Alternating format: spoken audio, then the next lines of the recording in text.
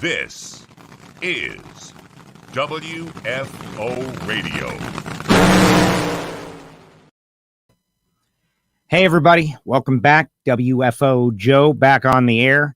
And I appreciate all you guys that are checking out the show, whether on YouTube or on Twitter or any other social media. We really appreciate you guys. Got a great show today, getting back into the groove, right? Had Alan Reinhart yesterday. Today, the guy has one Top Fuel race and he's got one win. Like if there was ever a time to drop the mic and go home, this might be it. Josh Hart going to be on the show. One of the bright young stars, the leader for Rookie of the Year. And he has just one. We've only run one race so far this year. Very exciting. We're going to speak with Josh just seconds from now. I do want to remind everybody tomorrow, Thursday, 4 p.m. Eastern time, we're going to hear from Greg Anderson and Matt Smith. Same show. Greg Anderson first, then Matt Smith. Gatornationals winners, and what we'll do is we'll put the Amalie Oil NHRA Gatornationals in the rearview mirror for 2021 as we get ready for the next race, which will be in Vegas and then headed on to Atlanta and all kinds of good stuff happening. Now, before we get to Josh, I just want to mention the people who make it possible for me to do WFO radio and bring this podcast and show to you for over 10 years. Talking about Total Seal piston rings, the leader in ring seal technology, totalseal.com. Over 40% of your engine's friction come from your piston rings. And the folks at Total Seal, their goal is to make that number as low as is possible. And they've got all kinds of great technology. Go to totalseal.com. From bracket engines to stock eliminator to Formula One, they make piston rings for everything. And even if you have got a custom build that you're working on, an old tractor that they definitely don't make things for them anymore, they like those projects. Also, totalseal.com. Also, Samtech, if you want to be the guy that knows how to install the rings, samtech.edu to machine the block, samtech.edu. All of those things, you're not going to lose that job. It's not going to be shipped overseas. You're going to have something that you love for the rest of your life, because we will always need CNC programmers, machinists, EFI tuners on that list as well. Go to samtech.edu. Frank Hawley's Drag Racing School. The Dragster Adventure is what I always promote here on WFO, because you could actually do that. Courses start at $399, and you could get behind the wheel of a dragster. Like, what does it feel like? How much fun is it? Plus, hanging out with Frank Hawley all day, it's like a half-day experience. I think it's great. You show up with nothing, you leave with a great time and an experience that will last a lifetime. And who knows, maybe you'll want to get your Super Comp license after that, or drive an alcohol funny car. You can certainly do that. FrankHawley.com. And Marvin Rodak, 817-924 6821. Marvin, that's my friend Marvin Rodak, and he's down there in Fort Worth, Texas, roasting up coffee, gourmet coffee, fresh per your order. Plus, he'll be out there at Funny Car Chaos this weekend at the Texas Motorplex, and he is all geeked up. So if you see Marvin, be like, "Hey, Marvin, WFO," and he'll send you some coffee. And then, of course, Nitro Fish Racing, that's where you get the WFO Radio 10th anniversary gear. And Bo and Randy Lynn, they got all kinds of great stuff on their website, nitrofishracing.com. And there you have it. But now it is time to bring on the man of the hour. The guy has entered one. First of all, he's already won the U.S. Nationals a couple of times, but he's got one Top Fuel race and he's got one Top Fuel win. He joins us now, Mr. Josh Hart. Josh, welcome to WFO Radio for the first time. How are you? I'm good, sir. Thank you for having me. I'm thrilled. Well, this is what happens, right? This is how you get your way on WFO no matter what, is you win your first Top Fuel race ever, and then we don't have a choice. Like, you have to be on. How crazy is that? You won your first race. Very unexpected and extremely blessed, obviously, but pretty unbelievable. Yeah, I would totally agree that. You know, Ron Douglas, though, and that team, let's talk about that. You had plans. You were going to run with Vandergriff. You ended up buying one of the cars in the teams. I got to speak with Sean Reed a little bit out there.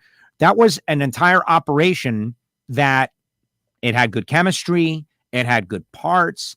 And it makes a lot of sense that you guys just decided, let's just buy the whole thing and keep the people on. And that has proven to be a very smart move. Yeah, it was unexpected. I never thought I would own a Top Fuel team. And my wife and I kind of decided that this was going to be the best avenue for us. And we moved right into it. Felt like it was a good opportunity to put the money in the right places. And we revamped the program pretty much lock, stock, and barrel. It paid off. Yes. Well, it did pay off. And I talked to Ron Douglas, think he is an underappreciated talent. You would know, that you're working with him. He said you guys are in the honeymoon phase. Like, I can't get over how new it is for you guys. Oh yeah, I talked to Ron. I always force him to talk. I know he doesn't. I assume he doesn't love to debrief after every run. But look, this one was captured by you guys as we were getting ready to do our interview. Right when he told me, he goes, hey, "This is all so new. We're in the honeymoon phase." Yeah. So Ron and I have the same demeanor. We don't really step outside the box too often. I don't really talk too much. I stay in my own circle and do my thing, So him and I did definitely hit it off right from the start. And we like the same 80s music, so we knew it was cool. Okay, what 80s music is that? Lay it on us. Motley Crue, Skid Row, Guns N' Roses. The hair bands. Yeah. Yeah. And, Rat, right? Piercy, he loves drag racing. And Motley Crue, they love drag racing. There's a bunch of them that I was just putting in a window motor last night. The listeners know this. And I was jamming out to, what I guess we would call metal. And here you are talking about it a day later. Yeah, it was a scene, man. How old are you, Josh? 36. 36. All right. So that was a little bit before your time, I think, if we're really saying it, right? 36. I'm 48. That was my thing, not your thing. How'd you get into that? I'm an old soul. I appreciate good things. Good answer. Good answer. Now, why, you kind of said maybe a little quiet, a little shy, maybe not shy. Maybe that's the wrong word, but definitely to yourself. You've been very successful. You're into cars. You're into racing. You've got a big personality. Anybody that wants to get into a 11,000 horsepower machine like you have, clearly, like you said, you're not a shy guy but you don't, you're not out there. Where did that come from? I've never worked for anybody else my entire life. So I've always been self-employed. I've had the rug yanked out from underneath me before. So I know that you need to stay humble, be kind to everybody, because in the blink of an eye, all of this stuff can go away. And I kind of tried to apply that towards my racing career. Let your success be your noise, stay quiet, and you got to roll with the punches. And anybody that knows anything about drag racing knows how fast you can go from hero to zero. Yeah, like immediately in one run, which is why like one win, one race is an amazing milestone. It's, Darrell Russell was the last guy to do it, Joe Amato 20 years ago. Such a great challenge to be able to do that. And you did it. And let's talk about your round by round. I'm trying to bring up the ladder on NHRA.com. It's not letting me. So we'll just go by your memory. You'll catch us up to speed. Obviously, the final couple of rounds. But you guys had a charmed day. The car was going down the racetrack, and it was very solid. Yeah. So in qualifying, I was still trying to get acclimated to the car. It was, alcohol dragster is fun, but it's nothing like the power and the speed of one of these machines. So in qualifying, my reaction time was horrendous. Get comfortable to save my life, and you're kind of anticipating the light, and you're about to get launched. So it's just not a comfortable feeling. And then I went to Ron. I said, hey, I need you to make some adjustments. And Ron was like, okay, cool, we'll do that. And I told him, I said, if you can do this, I'll turn on the wind light. And he did it, and it shows. My lights went 60, 50, clear down to 29. So really a dynamic duo there for sure. Let's back up a little bit and talk about the difference between an A fuel car and a nitro car. And I've always asked this question. Everybody seems to always say the same thing, which is the launch, they're in the same neighborhood, but when the clutch locks up, totally different experience. Do you echo that? No, I've got a little bit of a different opinion.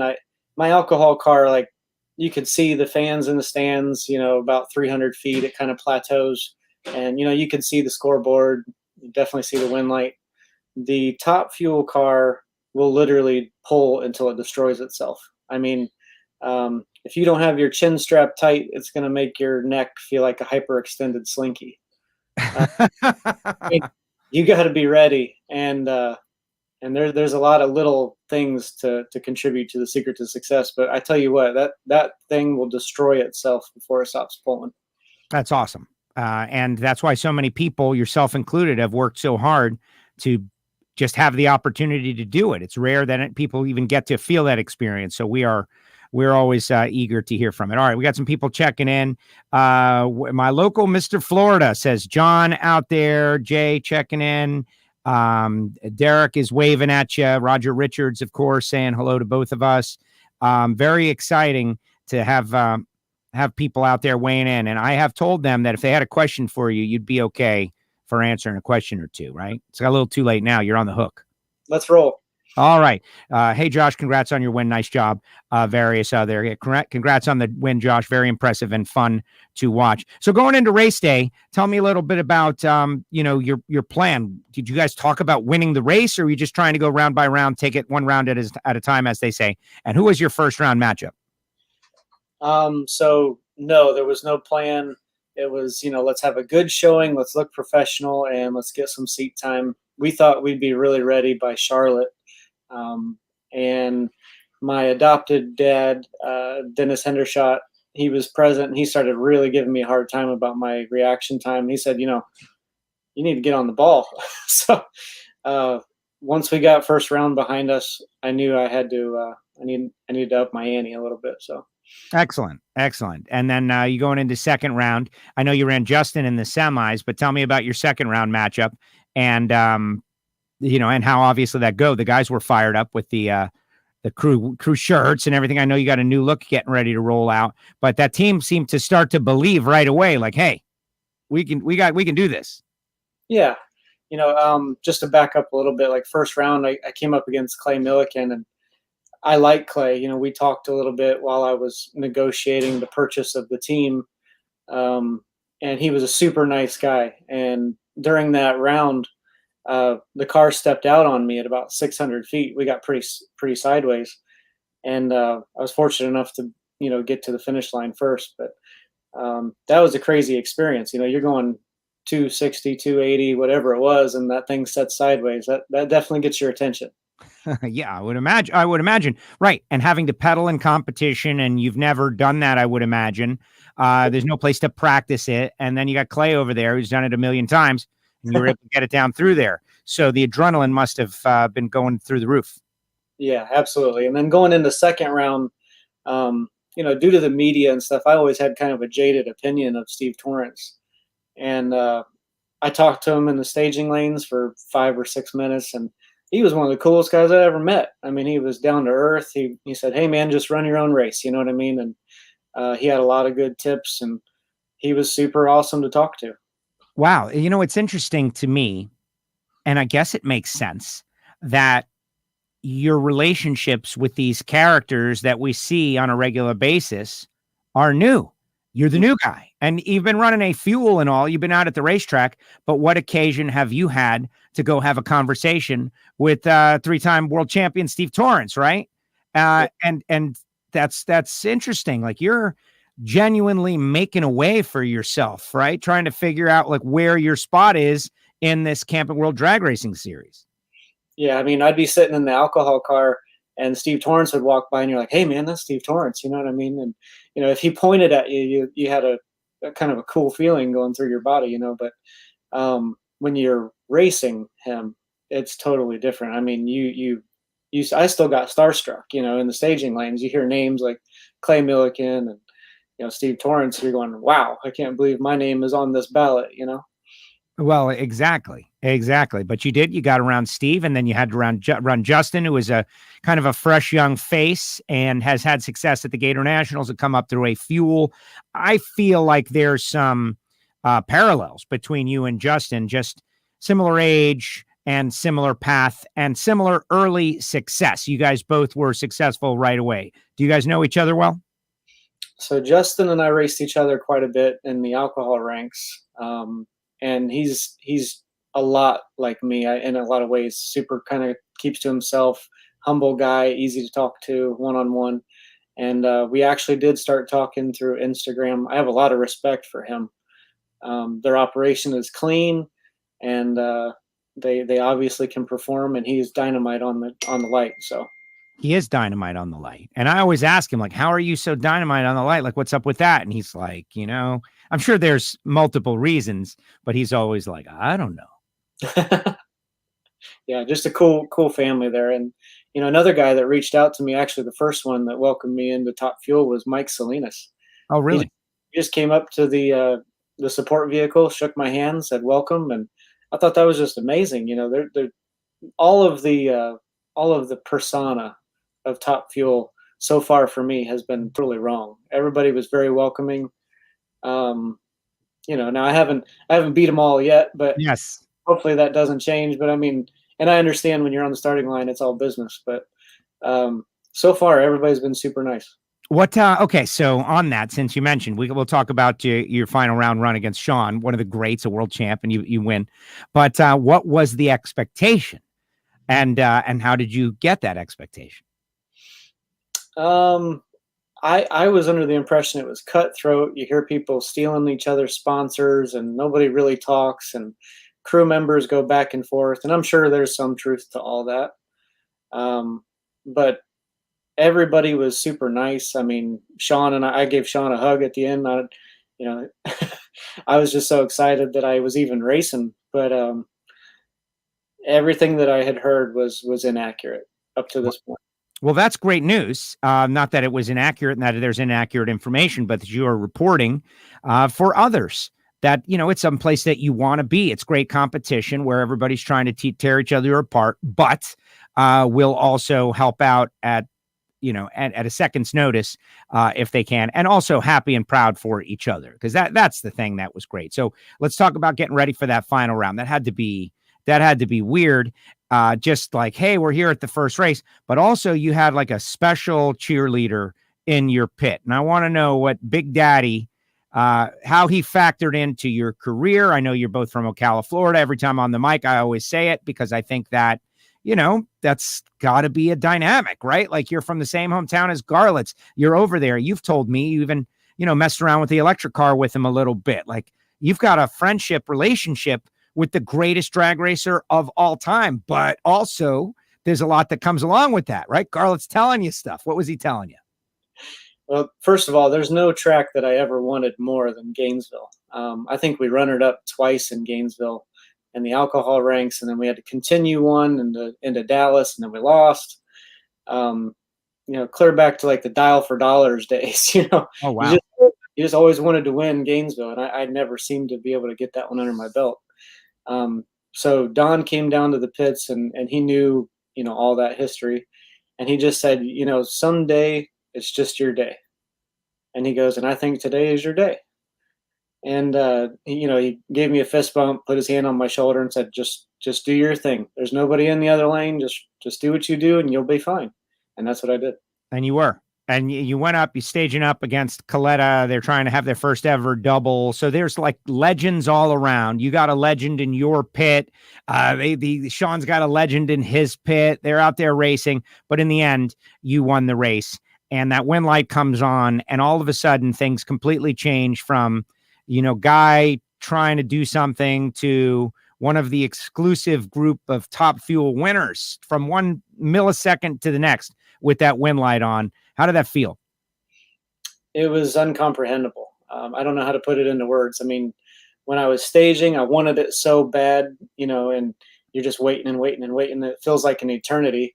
And then, you're wrestling this 25-foot python down the drag strip, hoping that it kind of goes your way.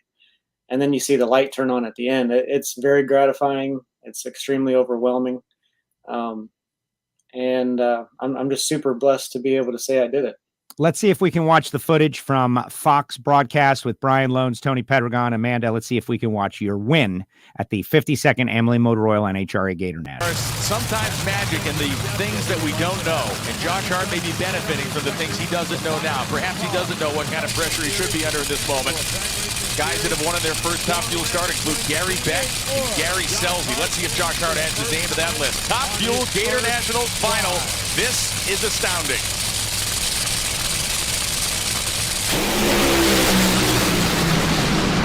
Sean Langan smokes the tires. He did it. Josh Hart did it. 382.6, 323 miles an hour with a telepathic 026 reaction time. His crew chief Chief. Ron Douglas walks away, and this crowd is going bonkers. Josh, I want you to look around. This is your moment. You are holding that Wally. Could you have imagined this today? Not in a million years. You know, I don't know. I've wanted this for a really long time, and to do it in Top Fuel is just amazing. Ron Douglas gave me an amazing car. The guys worked their butts off. It's amazing. That thing was a monster coming down the track. Congratulations. Thank you. There you go. Like, how do you feel watching that over? I'm not going to say amazing anymore. Yeah, I got a note over here. Words. It's just you'll pick up a new one and you'll say that one too much too. That is great. All right. What about Fearless Racing? Where did that come from? People are starting to ask questions. Let that be my first one. Fearless Racing. Like, give me the origins of that and your start on the road of racing at all. You already mentioned Dialing for Dollars at Gainesville. So I'm guessing you were a bracket racer at some point back in the day. Yeah, I started off with a Ford Lightning. I think we ran like 1390s. Huh. It was crazy. And then we built a 2003 Mustang Cobra, and we were running like a 10.0 class. And then we did Super Gas, Super Comp, Top Dragster, and then a Fuel. And Fearless Racing was like, you know, something that I could do to give back to young racers. So a lot of people don't know that. I never really advertised it, but we gave away all of our contingency money all the way up. So just, you know, it's extremely expensive to go from class to class, trying out new cars.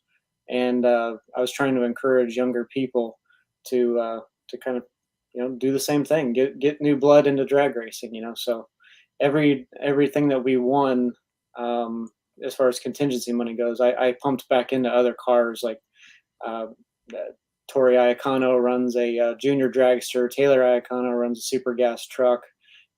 We had Mike Bonacci, who ran a top dragster. Robert Wheeler had a super gas car. We even had our sticker for a short period of time on Kevin Fiskus, his Pro Mod car. So we, you know, whatever it took to just kind of keep things going for everybody else. That's great. I think a lot of people out there, okay, I didn't know that. I've seen Bernie's on the side of many cars over the years, but I don't know if that's tied into it. I know that's your business. And, to do that, though, to volunteer to do that, that's no small amount of money to, pass it on down, because it's very expensive to just stay out there. Yeah. And I mean, I was kind of known in the pits for helping people like, even Mike Bucher, who I competed against. We helped him clinch his first divisional championship or regional championship last year. I think we paid for one race for him to go to or something, but just kind of trying to go against the grain and break the mold a little bit. Speaking of Booker, he's right on your heels, right? He's knocking on the door.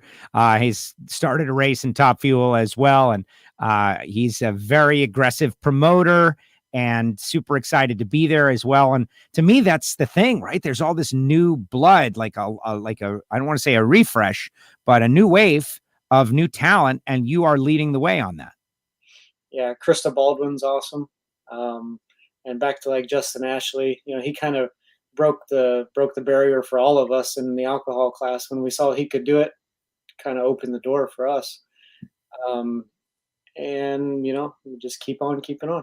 That's interesting to hear you say that because you're successful. Clearly the A Fuel car had success. US Nationals won the race, helping out other people. But the question of doubt, can I do that? Like Top Fuel, can we do that? That you were considering, like maybe not, but Justin helped you see that it was possible. Yeah, absolutely. I remember having a conversation one day with Megan Meyer, and she said, I don't think Justin is too serious about racing. And next thing you know, he's rolling out a Top Fuel car. And I said, well, wow, that was a huge understatement, So it's cool. It's just cool to see those people rise to the top, and hopefully more will. Well, exactly. And that's what we need. And I think you recognize that the sport has to have a young energy. It has to have fresh energy. And you are on that case. Camping World Drag Racing, we got all these races that are going to be on Fox Network. The older storylines, they're great, but it's nice to have new storylines too, and fresh faces. And, everybody's nice to you now, but you win a couple more races, it's going to be different. Absolutely. Absolutely. I hope to break the mold. It's cool when Don Schumacher called to congratulate me and John Force called to congratulate me. But the truth is, if more people like us can get into this, it's only going to be better from this point on. I agree. I agree. So on that note, like, you got Garlits in your pit. You just mentioned two guys that called you. Who was the most surprising phone call, congratulations or otherwise, that you received on this, one-off, one race, one win start to 21? I think the coolest one that I heard from was Daryl Gwynn. He called and he was, just super genuine. He was cool as hell to talk to. It was very down to earth conversation, and he seems like a good fan. I mean, he was genuinely open and honest about a lot of things, and that was pretty amazing to hear from him. Wow, that's great that you say that, because I'm a Daryl Gwynn fan myself, being from Florida. I don't know if you know, but we're about 4.5 hours south of you in Hollywood area by Fort Lauderdale. You have the responsibility of holding it down for the Florida people, and you've had some good people in front of you. You just mentioned, two of them, Garlits, Gwynn, Josh Hart. How does that feel, like being in there and like the most successful current Florida-based top fuel guy, at least at the moment? Hey, I hope I can live up to the expectations. I don't plan on going anywhere, and we'll keep on rocking. All right, let's talk about the plans. You've just unveiled a new look for the car, which I think is great. Folks at TechNet have been on board with you and for a while, along with your brands. You're not going to be in Vegas for the 4-wide, I think you told me right before we got started, which is a bit of a bummer, but I get it, since you said you weren't even going to be ready until Charlotte and you decided to run Gainesville and you won it. But what is the short-term and long-term plans for your team? Short term, I would say we're going to go to Atlanta. We're going to go to Charlotte, kind of work our way up the northeastern seacoast for this year while building our program. Maybe getting a backup car, maybe getting another truck and trailer. A lot of inventory. We want to put our money into the car so that we can continue the performance. And that takes a whole lot of people. And we're blessed to have TechNet. I'm blessed to have a very good business, a good foundation back here with Bernie's Speed Shop. OWV Excavating, HLC Trucking out of Ohio. They've been with me for almost 10 years. Wow. And, that's the foundation to the whole thing. So we're going to keep building the program. And maybe next year we'll be ready for a real full season. But that's the goal. Like, you didn't do all this to just run occasional. And I think that's so important, Josh, because we can have a whole bunch of little part-time teams that run 8 or 4 or 10, but ultimately we have to have teams running for the Camping World Championship to make this thing go, so that someone out in Seattle gets excited about seeing you come there. I don't expect it immediately, but it's good to know that that's your long-term plan. Absolutely. Absolutely. It takes a lot of people, great foundation, and a whole lot of money. So a whole lot of money. It does. It takes so much money. What do you say to people about that, right? Like, it takes so much money, but we've all thought about it top to bottom over and over. Like, what would you cut? One engine rule, that doesn't seem to make sense. You can only have 2 crew members. That doesn't make sense. We've cut the 4 down to 2, back up to 3 qualifying sessions. We all know why. It's professional motorsports. It's going to be expensive. Yeah, absolutely. And without people like TechNet, HLC, and OWV, it's just not going to happen. It's just the way it is. All right. So we got some questions from the people out there in the WFO universe weighing in. Derek wants to know, who is Josh Hart away from the track? That's like a very Barbara Walters type question. So who is Josh Hart away from the track? Like, what do you do other than listen to 80s metal? Josh Hart averages probably 90 hours a week. And even though I won the Gatornationals, I was right back in my office 7 o'clock Monday morning. Really? And at Bernie's, is that the primary job? Like the speed shop, or is it, like, what do you do? So Bernie's Speed Shop, my wife and I created, we had $300 to our name. We built it from nothing out of the ground. Now it's 100,000 square feet worth of hot rod heaven. We own an entire city block, and you dream it and our magicians will build it. Wow, that's pretty cool. I Yeah. like it, and it's in a car. It's a car hobby. That is cool. All right, you mentioned Brittany a couple of times. She has been great already. Like scheduling you, the reason you're here, sending us these great photographs of you and Big. She's done a great job of this one of me and Ron. I don't know what I'm doing, but talk a little bit about your wife, because this would not be possible without someone helping you out, obviously. Yeah, absolutely. She's rode the roller coaster with me all the way to the top. She was 17, I was 19. She's been the most steady force in my life, longer than even my own family. So she deserves a lot more praise than she gets, and she's a rock star. She's behind the scenes, but she's a rock star. That is great. Well, you need people behind the scenes to do a great job. Let's see. Barrichello says, I like the analogy of wrestling a python. I've had 2 20-foot ones as pets. That's scary to me. That snake is scary. Congratulations to Josh and team. And he says, congratulations on the win. Hoping there will be many more soon. So let's go there. Okay. Your next race is going to be Atlanta. It's unfortunate. It's the final Southern Nationals at Atlanta Dragway, which is just a super bummer, but I get it. I've already kind of dealt with my grief on that. We lost Englishtown. Certain tracks are going away, but we need more tracks in a future of the sport. So you're diving into this thing, you're spending a lot of money, and you're trying to carve out a spot in this. You're clearly a historian of the sport with the Gwyn and the Garlets, and you know how it can become your life. So what do you think about where it is and where it's going? Like drag racing, Camping World drag racing. We had a little talk about this yesterday. Some were pessimistic. You can't possibly be pessimistic to be investing like this. No, I mean, what's going to happen is going to happen. I was the last person to win the top alcohol championship at Atlanta. And then I don't believe they ran it last year, but they are running it this year. So it is super sad to see it go away. I liked that track a lot.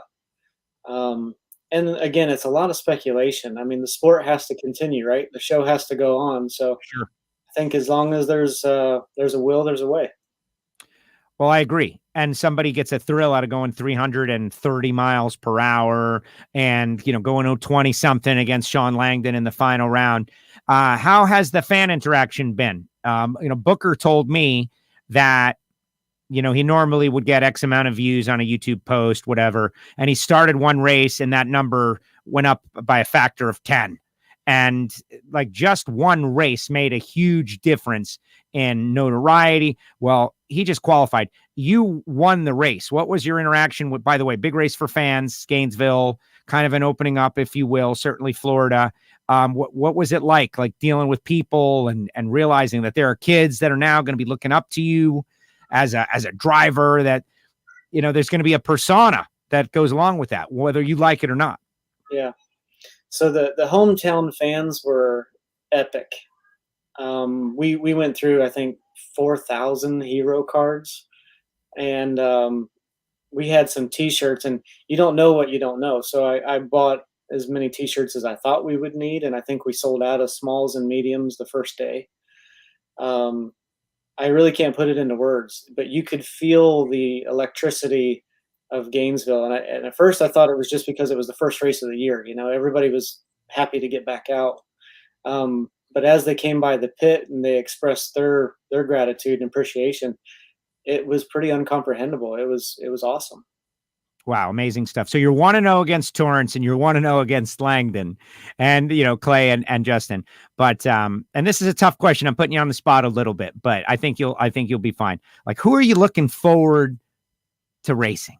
As someone who's been coming up in A Fuel, I want to get up there. I want to do Top Fuel. I want to race.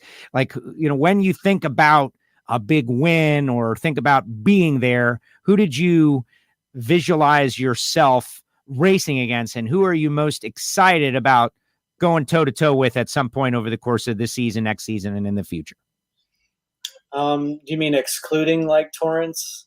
Well, now since you've already, I don't know if you've got a list or something, but you're scratching them off the list, 1-0 against Torrance. But then again, look what happened to Antron. Antron was 20-0 against Torrance, and then it totally turned around on him. So you never know what you're going to get. But yeah, who are you excited to race? I always thought it'd be cool to race Steve Torrance. he's a genius at the light. He flickered the light 100 times on me in round 2, and I just, and it was cool to see my win light come on. But like I said, it was kind of a jaded perception going into it. He completely altered my mindset by the time we were done with that conversation. Maybe that's his mind game. Maybe that's what he's doing. He's a genius. I'm going to make these people think I'm a nice guy, right? I'm their buddy and they won't want to beat me as badly. Now, Steve, I've been fortunate enough, and hopefully this is the case with you as well. When you win your way on WFO for the most part. And it's I like to position it as part of winning. It's going to be harder with our live stream show now, but we're going to try our best to keep that going. And so Steve has been on a lot. He has been on a lot. We've got to know him really well, and people have him all wrong. The people who are like, they think, yes, the adrenaline does cause him to say things that maybe are ill-advised occasionally at the top end. Yes. Nobody can put into words the amount of emotions that are going through your body. And I, even with the incident, let's call it, he's in the ranks for the championship, and, all of those emotions and all the pressure and all these things. And, it's kind of to be expected, or it should be, it's just something that you can't explain until you're sitting in that seat. Right, which nobody is, and that's how we started the interview. Like, nobody can possibly imagine what that's like to have to be competitive, championship on the line. You're going to go 0 to 100 in less than a second, like all of that together. It's just impossible. Yep, absolutely. Great stuff. Well, I appreciate you saying that. And we took Steve's side on that big time, and I think people have come around. By the way, some haven't, but most have. And that is great stuff. Hey, look who's out there. Krista Baldwin saying congratulations to you out there. And, Krista hopefully will be in the winner's circle someday very soon, doing well. And yeah, we got a youth movement. We've got a new wave coming in. This guy's disappointed about No Vegas for you in April. What about in October? Like, are you going to try to ramp up? Like, what's the total number you're doing this year? I was telling everybody that we were going to do whatever it takes so that Alan Reinhart didn't call me a part-timer. But that makes sense. Now, I mean, I think we're looking at more races. Vegas, sadly, we lost the owner of Pop's Philly Cheesesteaks. Perry Walton passed away of COVID. And he was a huge supporter. He's who got the alcohol team to Vegas for the first time last year. So there's just a lot of things going on that side, and he was our primary funding for that race. So unfortunately, no Vegas, but we're going to go to Atlanta and see if we can hurt some feelings, and then we'll go to Charlotte and just continue our way through the listings. Just getting there, a challenge. All right, one more thing before I let you go, because you're a resource now. And I got to do, and I say it all the time, I'm proud of it, but, we love Garlits, man. This is it. Like when Steve won with the Garlits car, and the guy's 89 years old, and he's sharp as a tack. And we had him on a couple of weeks ago for the Hall of Fame. I got to host the Hall of Fame deal, and we had a great time. It was fun. But the more I get to interact with him, even the more impressed I become. Like, wow, like how does he remember this? And how does he know this? And everything that happened. So you've hung with the guy a lot, right? You've been Ocala, and he's been supportive, and you've seen Garlits, like I would call it off the clock, certainly away from the spotlight. What impresses you the most about Big Daddy? There's 50 years between the two of you, probably more.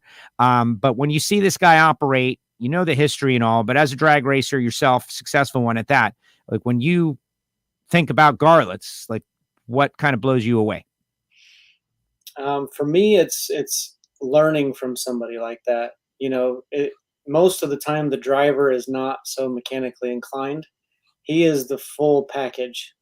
Anything that is going on in that engine, he knows more than anyone else, and he's obviously a driver too. So just a super down-to-earth guy. He has done some work with us. We've built some engines together, and he's taught me a lot.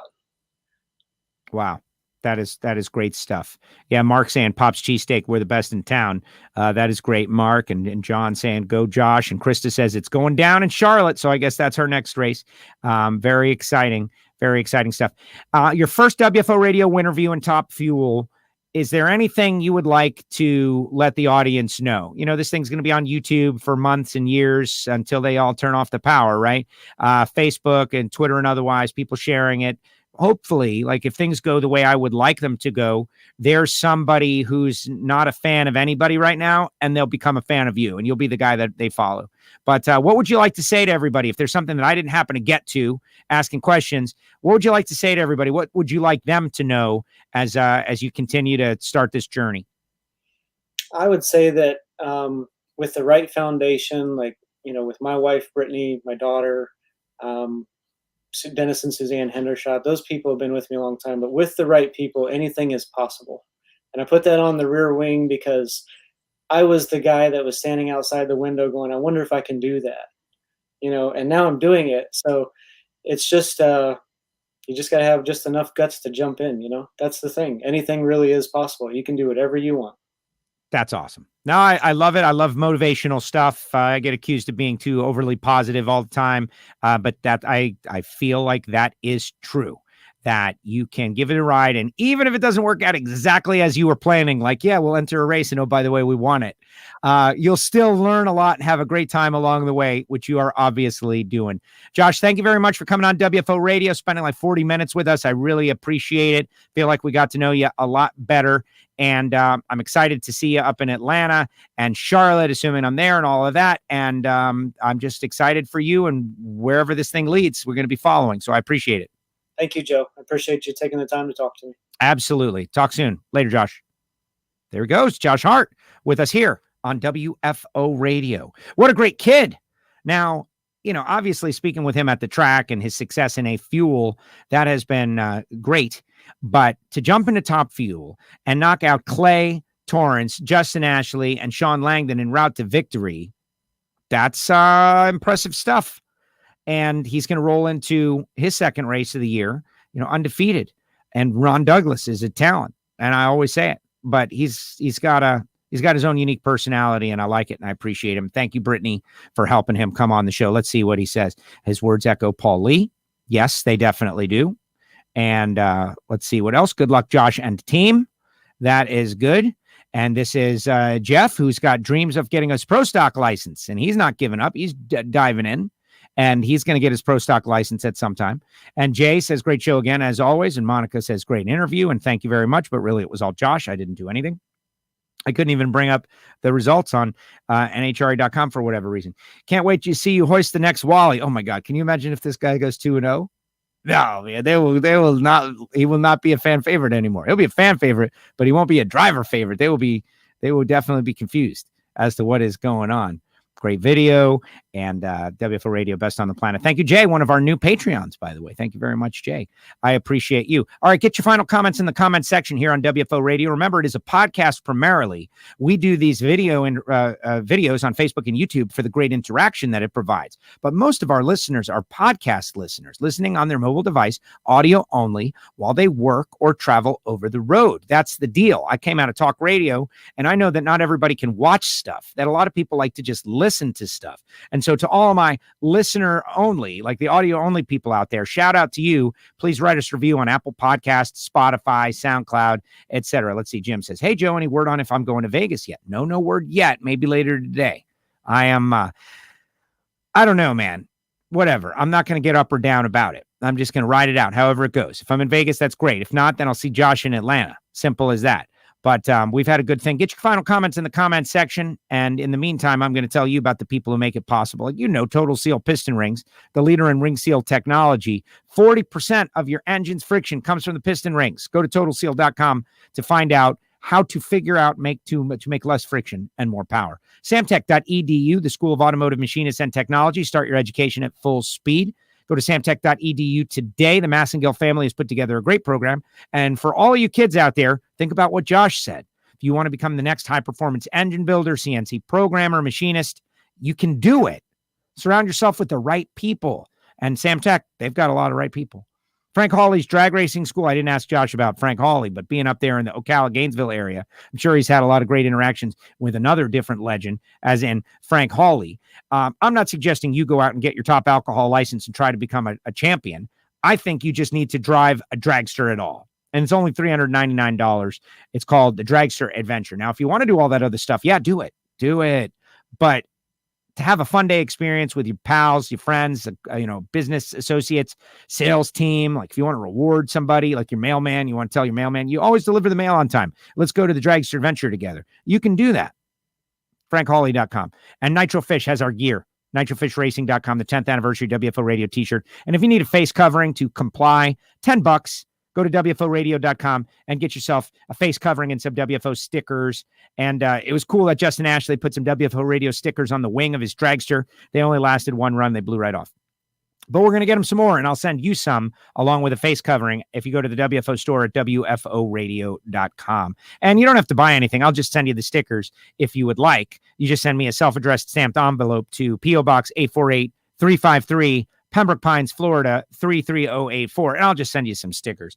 I want to get the word out about WFO Radio, this show, and you guys have been doing such a great job. Such a great job. All right, let's see what the final comments in the comment section are, and then we'll head on. Let's see. Thanks to Joe for a great show. Thank you very much for the questions. For Josh, that's what I appreciate. Dave Lay, Super Stock Guru. Great interview, great work with you last weekend. Yeah, at the Southern Sportsman Showdown, we had a great time down there. It was fantastic. And Bo and Randy Lynn and Jason Line and Dave Connolly, we all had a good time at South Georgia Motorsports Park. And Joe Santangelo won $40,000.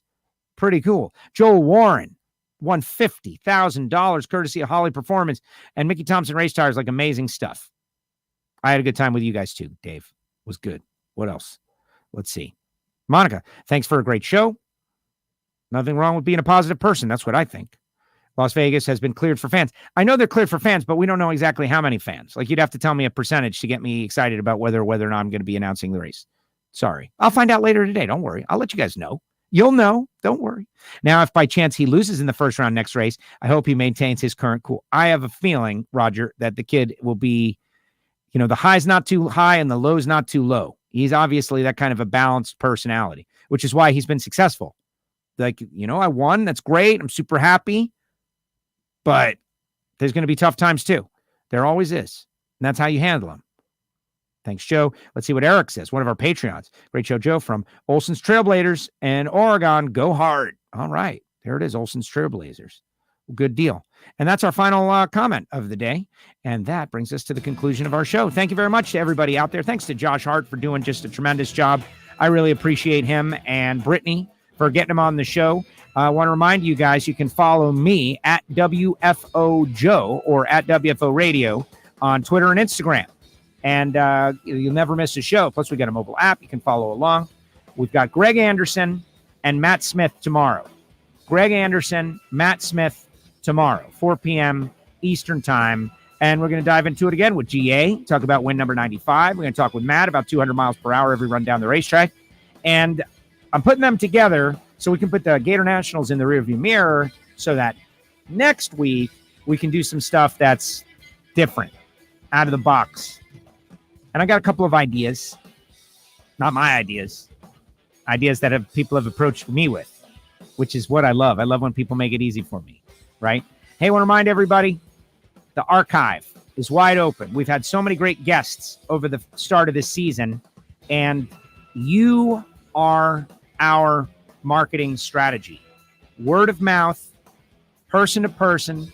When you share the show, you help the show. Whether it be a retweet on your Twitter account or just telling a friend, like, hey, man, try this WFO Radio. There's a good chance you'll like it. In spite of the host, it'll be great. So please do that. WFO Joe, WFO Radio on all of our social media. And right now we're going to head over to, I'm going to start working on Hidden Horsepower.